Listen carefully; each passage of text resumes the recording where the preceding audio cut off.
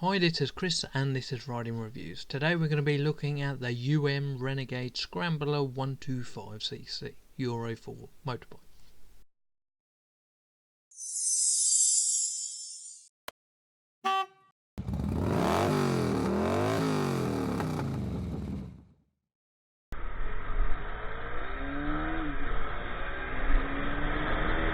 So we're going to do this in the same way we always do: spec, design, comfort and cost of riding. Now please stay tuned to the end of my video, as these take a lot of effort and quite a long time to do. So hopefully you'll enjoy. Spec. The Renegade Scrambler Classic 125cc Euro 4 motorbike. This engine is a double overhead cam 125cc water cooled engine, and it produces 14.8 horsepower. That is also 11 kilowatt hours. Now in the UK, the maximum horsepower output on a 125cc motorbike is 14.8. This also comes with 10.9 Newton meters of torque. If you want to compare that to, say, the LXR, that comes in at 12.4 horsepower, and it has 6 Newton meters of torque. So this engine you would find in many other things like the Aprilias, and quite a lot of the high spec Japanese bikes. It is electronic start, and it has a wet clutch. As I said earlier, this bike is Euro 4 spec, which means it has to be electronic carbureted or fuel injected. This is fuel injected.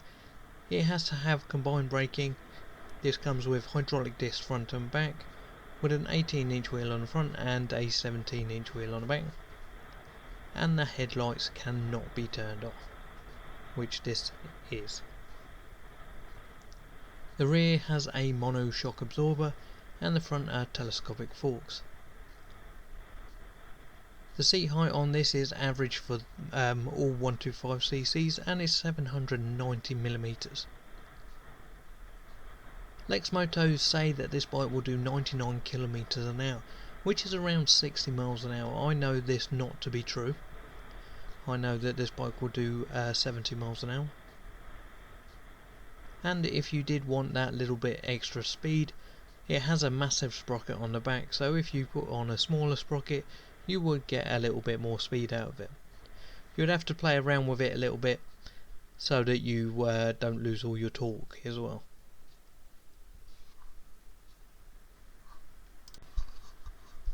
Design. The Scrambler is designed to be a scrambler, obviously. The main selling point of this bike is that double overhead cam engine and the power output. But I don't think they've skimped much on the design aspect of the rest of the bike. So it either comes in that army green or the black. In the green one, in the video that I've recorded, has the brown seats and the brown grips, with the mirrors sticking out the side. And it has a green cover over the top of the headlight and a green tank. Because it is a scrambler, it comes with the Scrambler S wheels. I'm not a massive fan of these wheels. You tend to lose a little bit of the grip on the road, but this felt like it was handling fairly well. It is designed to have 2s up on it, but remember, you are on your CBT and you can't legally have 2s up on this. Also, you can't ride this bike on grandfather's rights, so you will have to do your CBT. Comfort. So I don't think you would have much problems with this riding on a longer journey. The suspension is soft and supple, and it handles the road fairly well. As always, the seat is fairly hard when it's brand new, but it will get softer. You can 2s up as long as you've got a full bike license, and there is a grip on the back of the bike so that somebody can hold on. It corners fairly well. The problem is at the minute in this time of the year is the roads are wet, these brand new tyres, so you can't really get the peak performance out of these. Also, the engine's brand new, so you don't want to push it too hard. You don't have to overly lean over on this bike, and it is a fairly upright seating position. So riding for an hour, hour and a half would be fine. Any longer than that I would suggest on any bike you get off anyway, because you're going to get a numb bump. Cost of riding. So the Scrambler comes in at £2,099.99 plus £100 on the road. The on the road cost covers DVLA registration, your first year's tax, and your number plate and L plates. Tax normally for this bike is about £20 a year. Sometimes they go up a little bit, but it's only ever by £1. Insurance, you should be looking at somewhere in the region of £300 to £350, depending on your personal circumstances and depending on your theft and whatever around the area. The bike has a 10.8 litre tank, and it will do 82-ish miles to the gallon, depending on your gradients and how hard you ride it.